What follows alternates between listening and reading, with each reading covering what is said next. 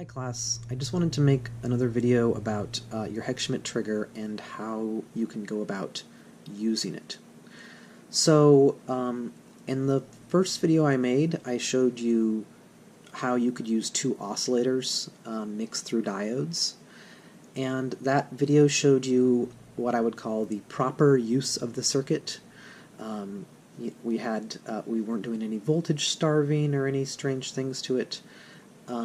And it worked fine, and it was very clean. So in this circuit, I am using the voltage starving technique, and you can see that what that achieves is a really kind of noisy quality to the sound, because it introduces, I think, an element of randomness, and randomness at high frequencies produces noise. So let's go ahead and plug this circuit in to see what it sounds like.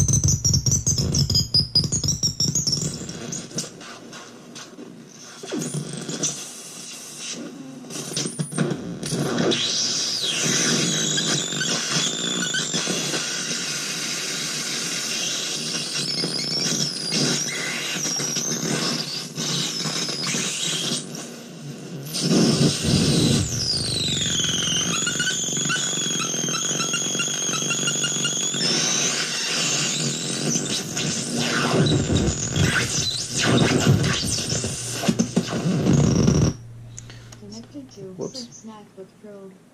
Okay, sorry, that sound you just heard is my Bose that restarted, because the voltage output of this thing is so high that I have another potentiometer here to sort of limit it, and if it gets too high, the Bose automatically shuts off. So it shut off automatically, but that's okay. So what's interesting about this circuit is that when I add this element of voltage starving, you hear that if you see me twisting it and changing the settings, the characteristics of the entire circuit change.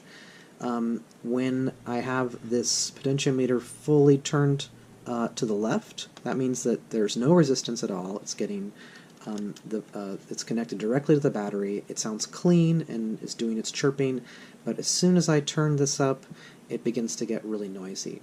Now, I chose to use this potentiometer in particular. It says A10K on it because it has a logarithmic taper, which is to say that as you dial it towards the right, the resistance increases exponentially.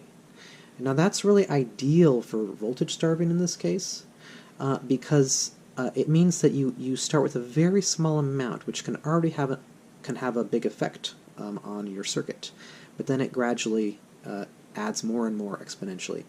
So actually what these knobs usually are used for, or these potentiometers are used for, is audio tapering, because in order to increase the perceived loudness of a signal, the voltage needs to be increased exponentially as you dial it up.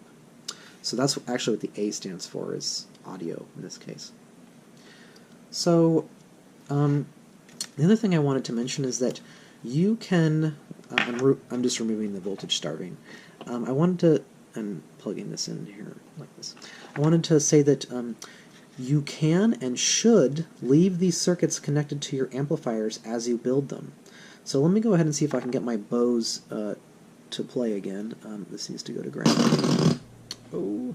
Connected to Schmitt's MacBook Pro. Hang on. Let's try this. Okay, there we go. So you can leave your circuits on, and when they're on, you can remove components and replace them with different components. So in this case, I can, let's say, I'll just pull out this capacitor right here, and I'll replace it with this one. Oops.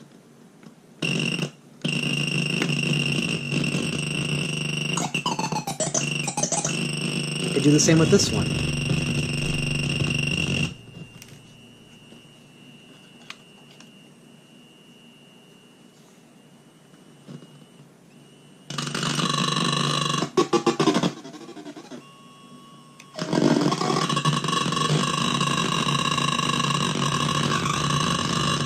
can remove all of them and put the small ones back in.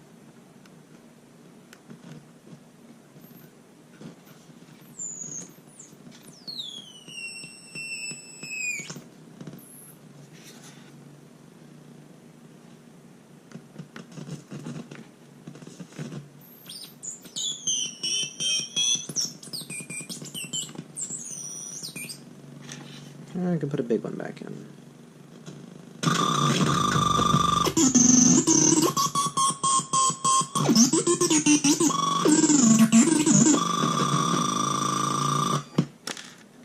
So the point is that the way to work with these circuits is really to have them amplified constantly, and then to methodically change components, add components, remove things. CMOS chips are quite robust. They can burn up, and they have burned up in class, but generally it's okay to tamper with the components when they're being powered. That's also a much better method than, let's say, building an entire circuit, as you would see it in the book, and then turning it on and finding that it doesn't work. It's much better to build one stage at a time and listen. And the other thing is that if you might find that when you change these smaller capacitors with big ones, that you like both of these. You know, you like the sound of the big ones and the small ones. Well, later we can use toggle switches that you can install in your instrument or case or whatever, and you can flip the switch to switch between capacitor values for these oscillators. So there are lots and lots of things you can do to make these circuits interesting. And if you know how the Schmitt trigger is set up, if you know that pin 1 gets a capacitor to ground, pin 3 gets a capacitor to ground, pin 5, and that a resistor goes across 1 and 2, 3 and 4, and 5 and 6, then you can rapidly change these components and develop a nice circuit very quickly and easily.